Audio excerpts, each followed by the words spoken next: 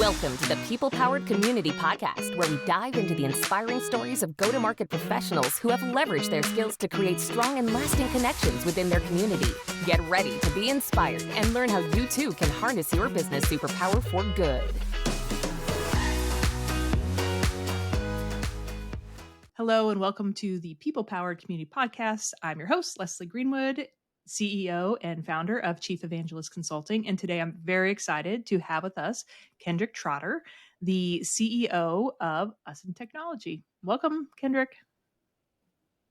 Thank you, Leslie, for having me. I've been looking forward to this one. So let's get to it. Yeah, absolutely. Well, I'd like to give a little story about how we know each other. So we know each other through, I think through Pavilion, but I met you when you were, I think, really new in Us in Tech, and I hired, I don't know, 4 or so of your mentees over the years. And I will tell you, the first time you invited me to a meeting with the people I was hiring, and then all of a sudden they're giving me presentations and stuff, and I was like mind blown. And so I appreciated those teammates a lot when I was at Pavilion, and I have you to thank for that. Well, I appreciate you for leaning into the program, being open-minded enough to give Us in Technology a chance. And, really shout out to Pavilion for that as well, because, everyone needs their first customer. And Pavilion was not only one of our first customers, they actually helped us get our first 20, 25 customers. And so Pavilion was really somewhat of a barrier or a bridge of trust for our early stage company and some of these more mature stage companies, that really we gained a lot of people's trust because of our association with the Pavilion. So, it's one thing to hire people. It's another thing for those people who get hired to represent themselves and represent Us in Technology. Us in Technology is completely free. And I just tell everyone that goes to the program, when they get these jobs, the better they do, the more people like us, underrepresented people, get invited to these opportunities. So I'm really happy to hear that feedback. Yep. Awesome. Well, you've already taken us part way in. So let's tell us, who you are, what you're doing, how you got here. Give us the story. Yeah. So my name is Kendrick Trotter. I'm a very, very proud CEO and founder of Us in Technology. I'm originally from the Bay Area, was raised by a single mom, and we moved around a lot. We started off originally in Richmond. We went from Richmond to Vallejo, from Vallejo to Oakland, from Oakland to Stockton. And then finally, when I got into high school, I was fortunate enough to land in Patterson. And for me, growing up, if you wanted to make 6 figures, there are really 3 different options. You either play sports, you became a rapper or entertainer, or unfortunately, you got into the streets. And my mom was really strict, and I had an older brother who spent a lot of time with me. And my distraction from the streets, so to speak, were sports. I was fortunate enough to get a scholarship to play Division I football at the University of Idaho. Go Vandals! Okay. First year we won 4 games. The last year we only lost 4 games. Was voted as a captain by the players and the coaches. And then right after that, I actually returned right back into the same environments that my mom tried so hard to keep me out of. And so I just began Ubering to keep money in my pockets in a positive way. I met a VP of sales for AWS. I was taking him to buy this really nice house. And I was like, "What do you do?" And he laughed and he said, "Kendrick, you should think about getting into tech." A few weeks later, he told me about this platform I had never heard of before called LinkedIn. He helped me to create a profile. And within a month of that interaction, I landed my first job as an entry-level SDR. Just 3 years in the space, absolutely transformed from being an entry-level sales rep, making $45K a year, to being a major account rep for a public cybersecurity company, having the opportunity to make more than $300,000.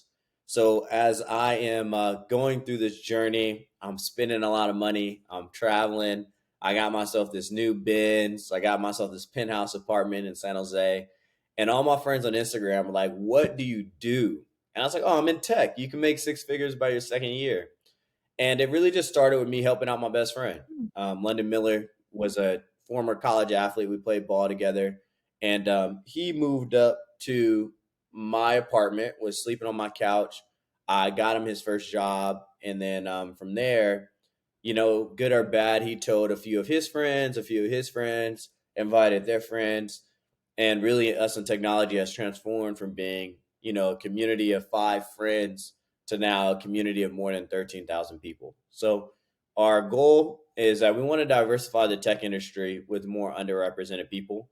That means people of underrepresented ethnicities, people who associate or are part of the LGBTQIA community, and of course our military veterans. A lot of times when people hear the word diversity, they limit that to the association of being black and brown, but really diversity is defined as variety.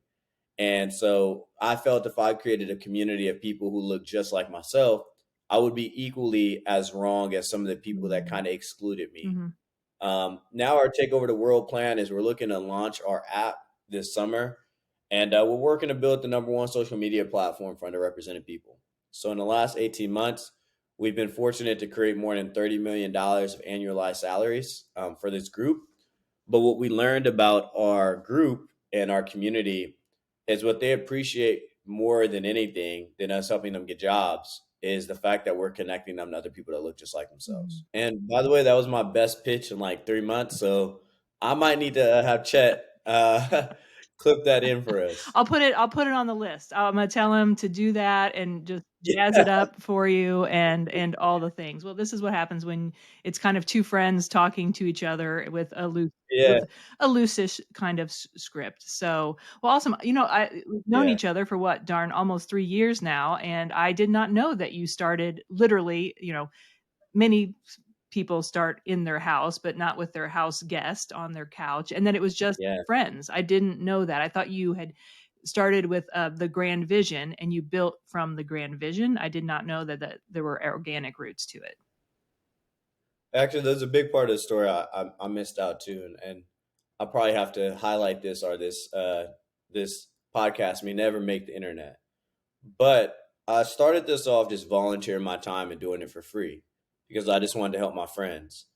And then I got connected with Dalton as a company to potentially partner with, and Dalton Van Hatcher / Hatchet, and I went into that meeting with a not too tailored pitch. My sales deck was horrible. And he didn't judge me. He just kind of like paused the meeting. He said, "Hey, man, like, I can help you get this deal, or like, I can help you create a real business." And he said, "Is this what you love to do?" I was like, "Yeah." He's like, "Why don't you do this full time?" I was like, "I can't do this full time." He's like, "Why not?" And I was like, I can't do this. I can't be a founder." And he's like, "Yes, you can." He's like, "And I can help you." And what Dalton helped me, he helped me with a lot of things, but the biggest thing Dalton helped me with that I will always appreciate him for is he inspired me to dream without limits. Mhm. And there was a part of when I started my business where companies were kind of bullying me out of payment. I would connect them with a person, they would give them an offer letter, and I'd say, "Hey, where's my 10 or 15%?" And they're like, "Oh, you're not a corporation, we can't pay you. But if you want, we just won't hire your friend." And this happened over and over and over again. So Dalton helped me formalize the business. He helped me get a really good legal team. He helped me get a really good financial team. He helped me tighten up my marketing, my pitching. He helped me, with developing my website. And so the friendship and appreciation for Dalton will always be there as he was my initial like co-founder of Us in Technology. But the biggest thing Dalton ever did, and hopefully this podcast does to anyone who's considering entrepreneurship, is dream without limits. Mhm. The worst thing that can happen is you learn something new. And that was a part of the story I forgot. Mhm. That's awesome. And of course, now we're full circle here because I'm working, Yeah. with Dalton at Hatchet Ventures, who is an advisory group to help underrepresented and estimated founders get access to capital and get the kind of Yeah. consulting and advice that you got. And now I'm your engagement captain. Look at that. And so like Yeah. he's already given me a whole assignment, folks. I got so much stuff to read and do and prepare for our meeting on Friday. So I'm super excited about that. So it's definitely a full circle moment on that. Well, let's transition to your superpower. So tell me a little bit Mm, about that. and how it looks today. Yeah. So, I think that I'm learning what my superpower really Mhm. is. Right? I've always kind of known. I'm starting to realize the power of the skill, so to speak. And my superpower is really my superpower is also a little bit of my weakness, which is my empathy.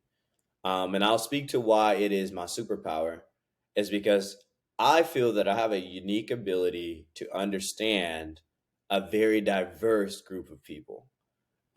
Some people who are older, some people who are younger, some people who are different nationalities to me, different gender identifications to me. And it's really come because of my different experiences in life.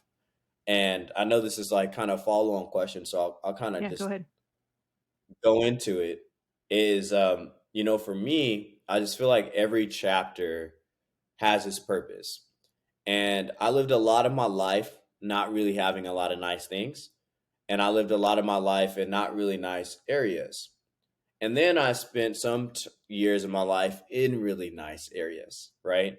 So, for instance, when I lived in Vallejo and I played sports, my baseball team was like in a pretty tough area. We were in North Vallejo, like we were in the hood, predominantly all black people, just like myself.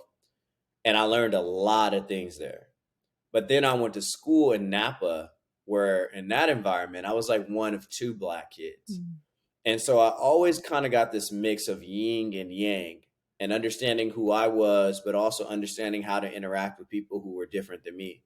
And it's gave me a very, very diverse perspective. In addition to that, my mom is a foster parent. My mom does foster care, and she's housed more than 30 people 30 children Mhm. over the last 15 years. And these children have been different ages, they've been different nationalities, they've had different backgrounds.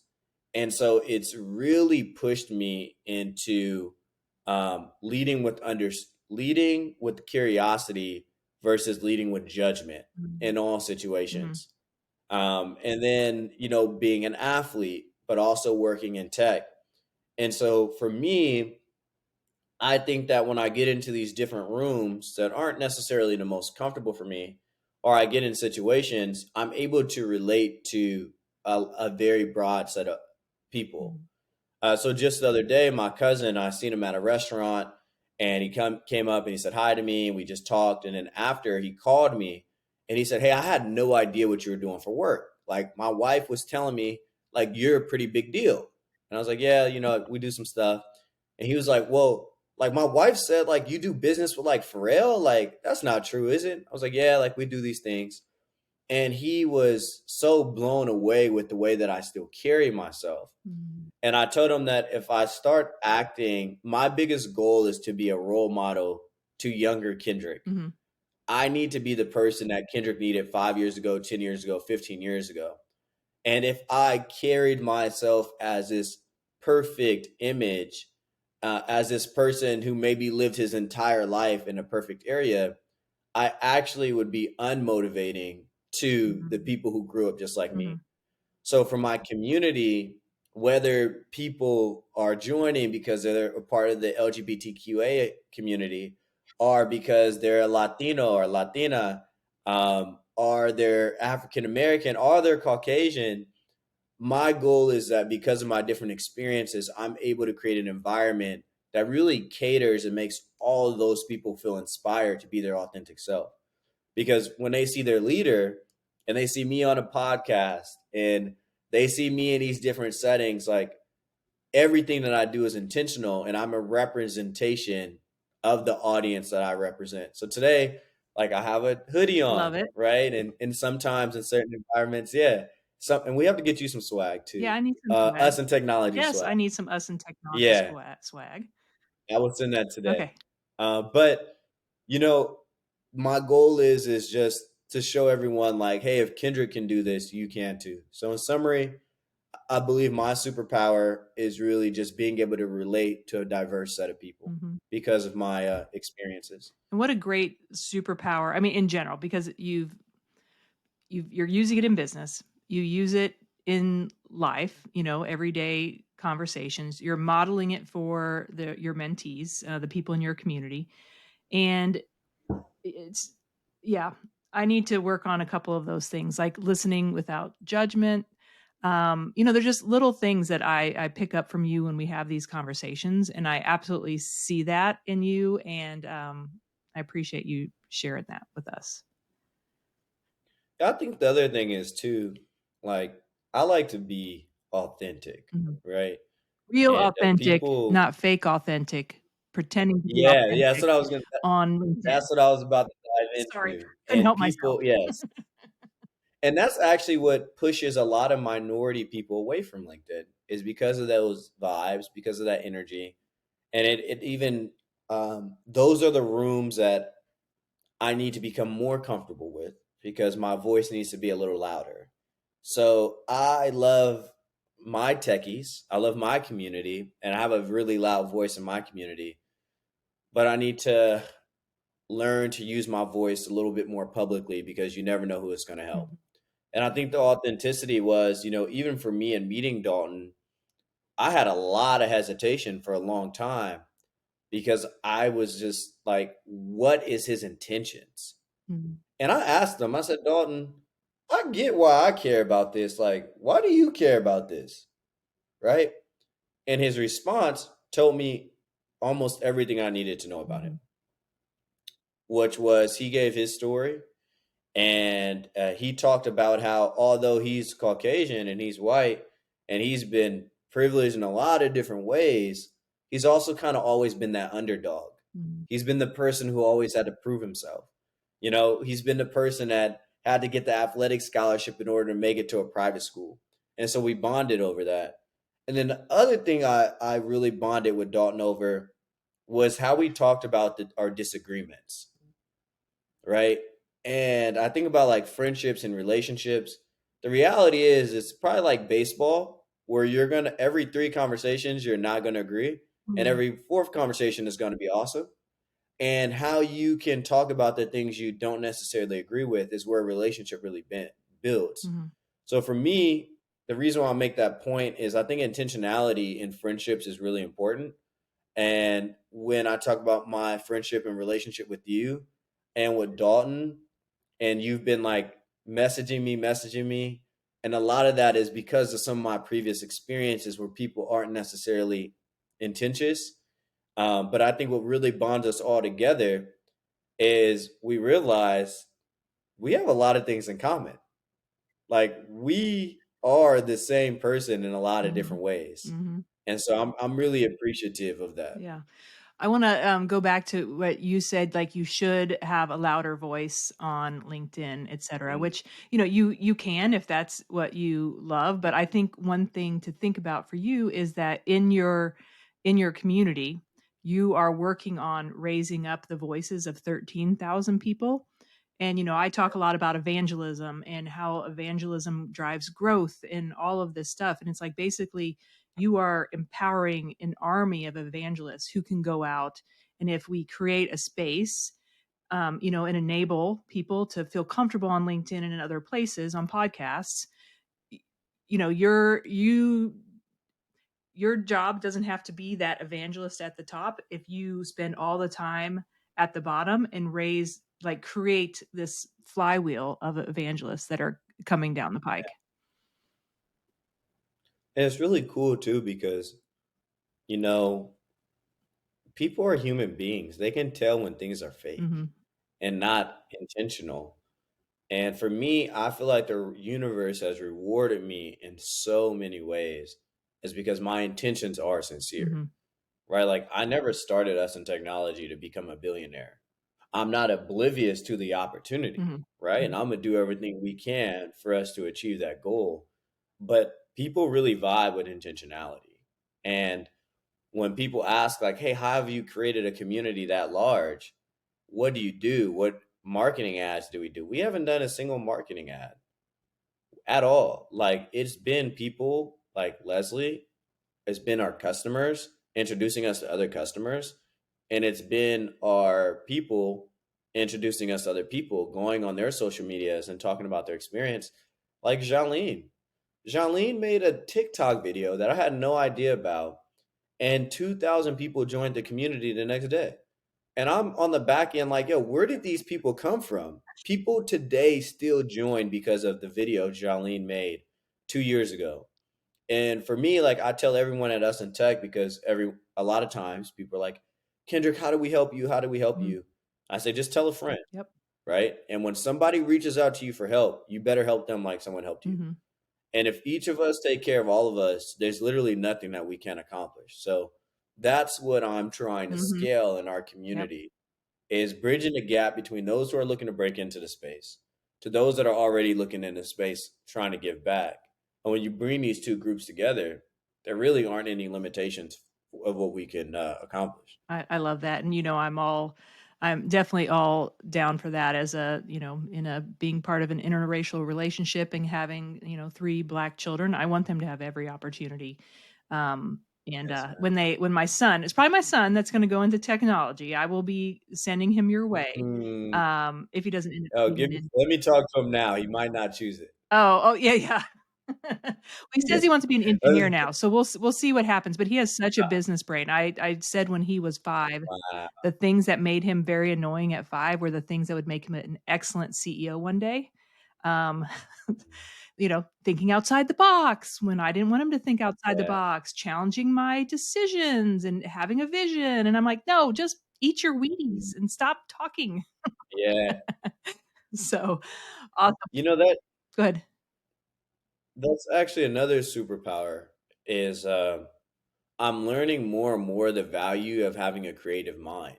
Mm, And when we talk about dreaming, a lot of people don't realize that dreaming is a privilege.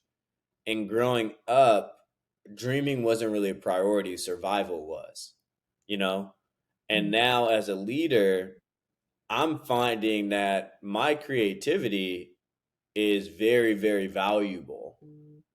Being able to put together an app, being able to put together these ideas, being able to create something for the people by the people is really valuable. And my cousin, she was she was a she was on the leadership team at Google for a while, and she said that the reality is that a lot of people can answer the question when it's in a textbook. Very few people can answer the question when it's not in the textbook. mm. And I think one of my superpowers is being able to find solutions to answers that aren't necessarily in the books. And the reason why is, the way that I grew up, you didn't really have a lot of resources, so you had to be creative.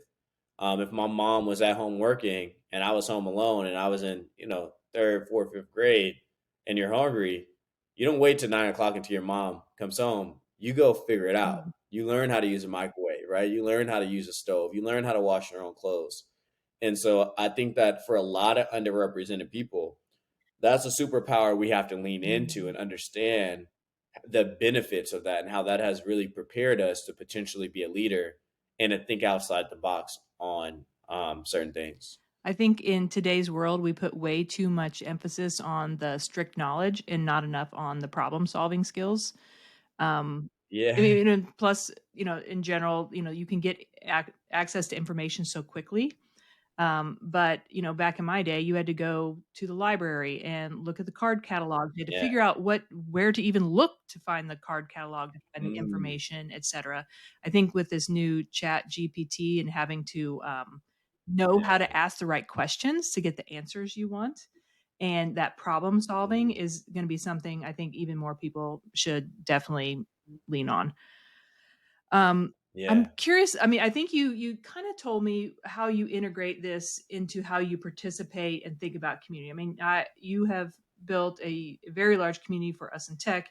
You've participated highly within Pavilion and probably other communities, but you know, how do you think that you use that specifically in like the way you think about community? When people hear SaaS, they forget that the last letter in SaaS is supposed to deliver a service. Everybody's worried about software, software, software, software. And so what happens all too often is people create a really cool software that is intended to resolve a problem that they care about, but it's not necessarily resolving a problem for a larger audience. And then the value of that software becomes irrelevant pretty quickly. For us, the service that we're delivering, which is the community, is really building off of the feedback and the perspective of those in our community. So when we do things, we have a great outcome because it's not Kendrick's idea. It's the ideas of the community and me putting something built into that versus like, hey, I think we should just do XYZ. Like, why don't we ask the community what do they want to talk about? And if I guarantee if you ask the community the things they want to talk about, when you create a joint event to have that conversation, more people are going to attend, right? Mhm. Instead of trying to put everybody in a box. So I don't think I'm necessarily a community expert. Like I wouldn't refer to myself as a community expert. I think that being on sports teams and understanding the dynamics of being together in a group with people who don't necessarily agree on everything, but making that group become functional because of the outcome that is desired. Mhm. And so I think I know what bonds everyone in us in technology is like the desire to better themselves, in addition to the desire of helping others that look like themselves, Mhm. others that look like themselves. And so wherever you come from, when you enter us in tech, outside of us in tech, you're different. You're kind of looked upon.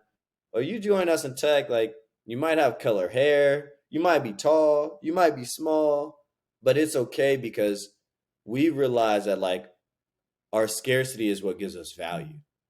So I think what has helped me as a community leader is leaning into the feedback of my community and building and moving towards like what's important to them versus like what I think is important to Kendrick.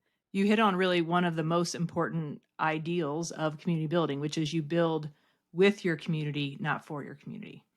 So that is just like one of the Mm, main tenets. Like when you start thinking about even building a community, that's what you should be thinking about. So you're an expert. You're doing what you already are doing what the experts say. So, we'll go with that. that's a Dalton quote. Oh, well, there you go.